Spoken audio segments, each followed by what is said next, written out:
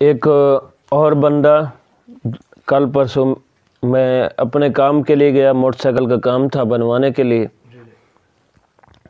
ہمارا جو مزاج ہے وہ نہ کسی پر طنز کرتے ہیں، نہ مذاق اڑاتے ہیں، نہ ہمیں یہ ذہن دیا گیا جو ہمیں تعلیم ہے یا جو تربیت ہے جو مشائخ کے قدموں میں بیٹھے ہیں۔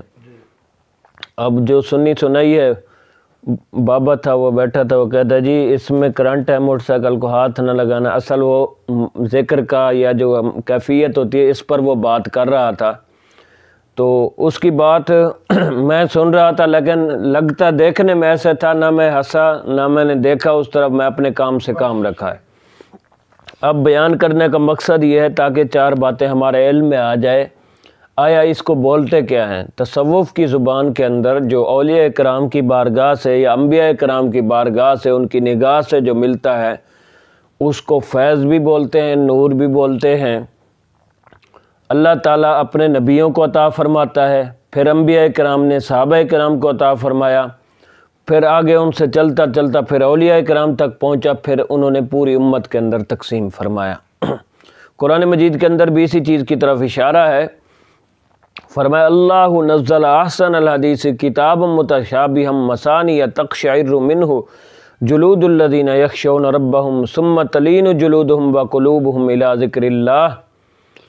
خدا نے کتنی اچھی آیات نازل فرمائی جو آپس میں ملتی جلتی ہیں، اور جو لوگ اپنے پروردگار کو یاد کرتے ہیں، اس سے ڈرتے ہیں، ان کے بدن کے رونگٹے کھڑے ہو جاتے ہیں، جسم پر بال کھڑے ہو جاتے ہیں جب اللہ کا ذکر کرتے ہیں، وہ اللہ تعالیٰ کو یاد کرتے ہیں۔ فرمائے ان کے جسم تھر تھر کانپتے ہیں اور جسم پر بال کھڑے ہو جاتے ہیں۔ ثم تلین جلودہم وقلوبہم الی ذکر اللہ، پھر ان کے جو بدن ہیں ان کے دل نرم ہو کر اللہ تعالیٰ کی یاد کی طرف، اللہ کے ذکر کی طرف متوجہ ہوتے ہیں۔ اس کے اندر صریح اور واضح بیان کر دیا گیا، اللہ کے ذکر کے اندر جو بندہ آتا ہے اس کے جسم بھی کانپتا ہے اور پھر اس کے بال بھی جسم کے اوپر کھڑے ہو جاتے ہیں۔ یہ کیفیت کو قرآن میں اللہ تعالیٰ نے بیان کیا۔ اب آپ خود اندازہ لگائیں، قرآن کی آیت کا انکار کفر ہے۔ پھر دوسری آیت کے اندر فرمایا وَإِذَا سَمِعُوا مَا أُنزِلَ إِلَى الرَّسُولِ تَرَىٰ أَعْيُنَهُمْ تَفِيضُ مِنَ الدَّمْعِ مِمَّا عَرَفُوا مِنَ الْحَقِّ۔ جب قرآن کی آیتیں اللہ اور اس کے رسول کا ذکر کیا جاتا ہے تو اگر تمہاری آنکھوں سے آنسو جاری ہیں تو پھر سمجھ لو حق کو پہچان چکے ہو۔ تو اس لیے اس کے اندر بھی کیفیت کو بیان کیا گیا ہے۔ ایک تیسری آیت کے اندر فرمایا انما المؤمنون الذین اذا ذکر اللہ وجلت قلوبہم، جب اللہ کا ذکر کرتے ہیں ایمان والے تو فرمایا ان کے ایمان کے اندر اضافہ ہوتا ہے۔ چوتھی آیت کے اندر ارشاد فرمایا جب موسیٰ علیہ السلام پر اللہ تعالی نے انوار و تجلیات عطا صفاتی تجلی ڈالی، فخر موسیٰ صعقا، موسیٰ علیہ السلام گرے اور بے ہوش ہو گئے۔ 70 صحابہ کرام ان کے تھے، وہ بھی ختم ہو گئے۔ پھر اللہ تعالیٰ کی بارگاہ میں دعا کی، اللہ ان کو زندگی عطا فرما تاکہ بعد والے لوگ باتیں نہ کریں۔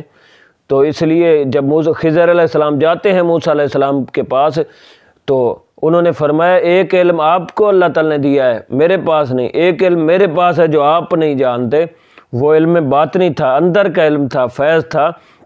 اس لیے اگر یہ ضروری تھا تو اللہ تعالیٰ نے اپنے نبی کو بھیجا ہے، نبی سے بڑھ کر جاننے والا کون ہے۔ تو اس لیے یہ فیض جب حضرت خواجہ غلام حسن سواگ رحمۃ اللہ علیہ کو اپنے مرشد سے ملتا ہے، نگاہ اٹھتی ہے تو 1300 ہندو مسلمان ہوتے ہیں۔ یہ فیض جب خواجہ معین الدین چشتی اجمیری کو ملتا ہے تو پھر نگاہ اٹھتی ہے 90 لاکھ مسلمان ہو جاتے ہیں۔ یہ فیض جب حضرت مجدد الفسانی کو ملتا ہے، پھر جیل سے باہر آنے کے بعد تخت پر بیٹھتے ہیں، جیسے آپ کی زبان سے نکلتا ہے ویسے ہو کر رہتا ہے۔ یہ فیض جب امام احمد بن حنبل کو ملتا ہے، 80 کوڑے کھا کر بھی فرماتے ہیں جا میں نے تجھے معاف کیا، آخرت میں اس کا کوئی تقاضا نہیں کروں گا۔ یہ فیض جب خواجہ معصوم کو ملتا ہے تو پھر آپ جیسے ہی پیدا ہوتے ہیں روزے کے ساتھ ہوتے ہیں۔ یہ فیض غوث اعظم کو ملتا ہے تو پیدا ہوتے ہی روزے کے حالت میں۔ یہ فیض جب خواجہ قطب الدین بختیار کاکی کو ملتا ہے 4 سال 4 ماہ 10 دن کی عمر میں 15 پارے سنا دیتے ہیں۔ تو اللہ تعالی ہمیں اس فیض کو حاصل کرنے کی توفیق عطا فرمائے۔